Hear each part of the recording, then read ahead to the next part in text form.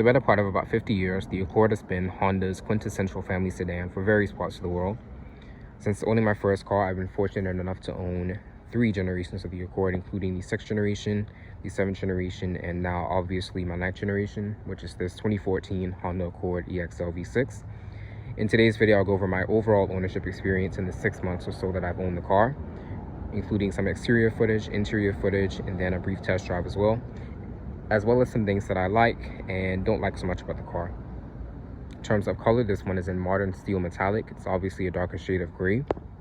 Not necessarily my favorite color I'll mention, but when I was in the search for a new car, the need was immediate, and something as trivial as paint color wasn't necessarily a priority of mine, and it's kind of grown on me, but I still can't say it's my favorite. On the 9th generation specifically, I would have preferred either a white, or there was a really nice shade of blue offered as well, but I'm not sure if that was available with the V6. Nonetheless, in terms of front end styling, everything does remain true to its original form. Aside from the front grille, the grille is a replica of the 2013 to 2015 Sport grille that was offered as a dealer accessory. It does retain the original Honda badge, which did take a little bit of fixing up to make it fit on the replacement grille, but nonetheless it's there and it fits in well. In terms of lighting, from the factory, the EXL trim did come with halogen fog lights, high beams and low beams. However, I've replaced all 3 of those with LED bulbs. It does also have LED daytime running lights on each side, and in terms of turn signals, those 2 remain incandescent. Since this is the EXL trim, it also does have turn signals incorporated into the side mirrors as well. As far as wheels go, 17-inch alloys all the way around. The car does have relatively new tires. The dealership that I bought it from put new tires on it a few weeks before I bought it. One of them was faulty, so I had to replace that. So essentially that one is a little bit more new than the other 3. In terms of additions that I've added in terms of aesthetics, it has the quote-unquote JDM style window visors, as well as the OEM sunroof visor from the 7th generation Accord, and I believe Honda reused that on the 10th generation Civic as well, if I'm not mistaken. It does have chrome door handles, regardless of trim level. For the 9th generation Accord, each model got chrome door handles, and typically that's not a feature I like, but for some reason it works really well in this car. I did add the IV Tech single red cam sticker on each side, obviously because the car is powered by a single red cam V6 with IV Tech. As we move to rear end styling, the EXL and Touring trims did come with LED brake lights and tail lights. Reverse bulbs and turn signal bulbs are incandescent. And since this is a V6, it has the dual chrome exhaust tips. The only 4-cylinder models to get that would have been the Sport trims.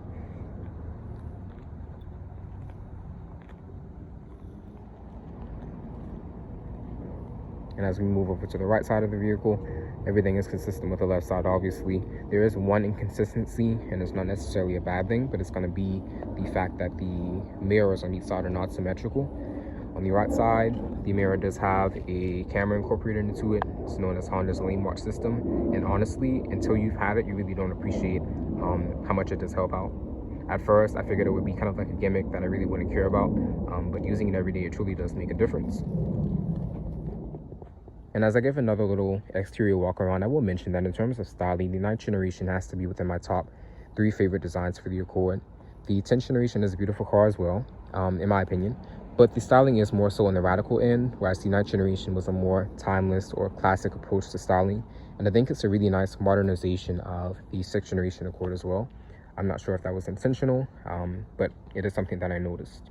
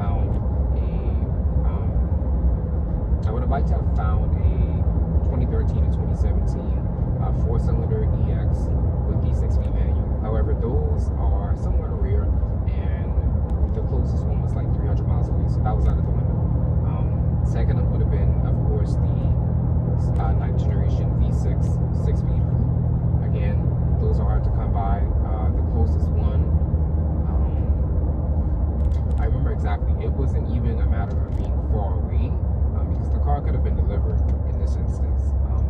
But I didn't necessarily want to take that route because I didn't want to end up with something that I was going to regret purchasing. So I went up to the dealer. I wanted to test drive a few different things. I test drove a 2017 Accord EXL 4-cylinder, like I said. Test drove a 2016 Accord EXL V6.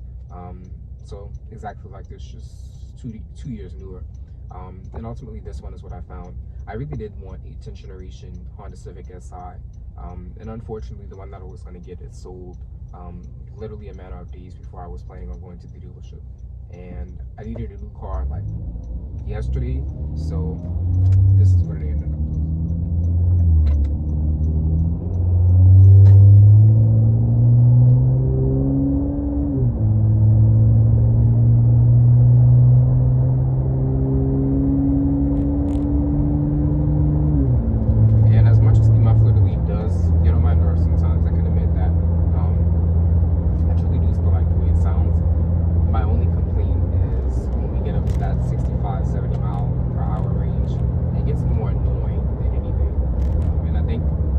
Had I been a little bit more patient and got like an actual exhaust system versus just going with enough for the leads, I would be more satisfied.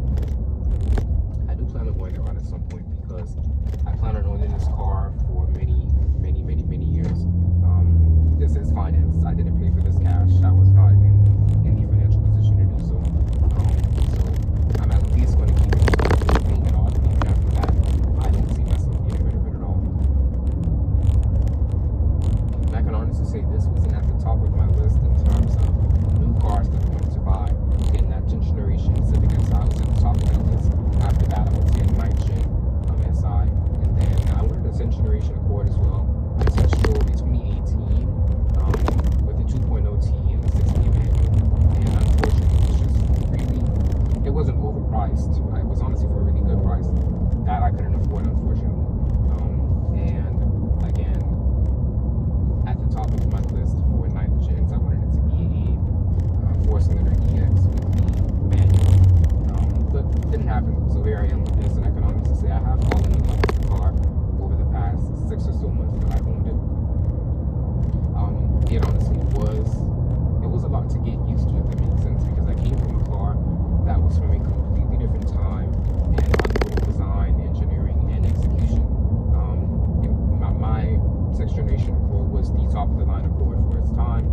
However, at the same time, that's 1998, whereas this car is a 2014.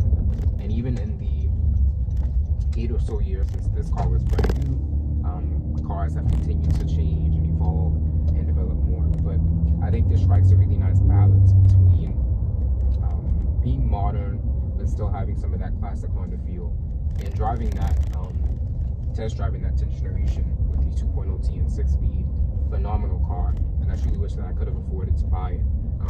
However, it didn't feel like a traditional Accord, which is necessarily a bad thing. But this has that feel. Again, it captures both the modernity and the classic feel of the Honda Accord. And while I can't say that this is intentional, and may or may not be, I can say that this car feels like a true successor to the 6th generation Accord, in terms of styling, in terms of the way it drives, in terms of overall appeal. And I think coming directly from the 6th gen really gives me that vantage point. Now, in terms of things that I would consider getting in the future, I really do want something with a manual again, and I can't promise that it'll be an Accord, which is surprising because all I've owned at this point have been Accords. Obviously, in 1998, I had a 2004 Accord EXL K24 5-speed, and my only downfall with that car, and this is going to sound very, trivial, but I can say my biggest downfall with that car was the way that it looked. Now, obviously, I saw how it looked when I wanted to buy it, and still chose to buy it, so part of that is my fault. But I was thinking that that rear end of the 03 to 05 model would grow on me, and unfortunately, it never did. In terms of driving dynamics, that car was absolutely amazing. It was the perfect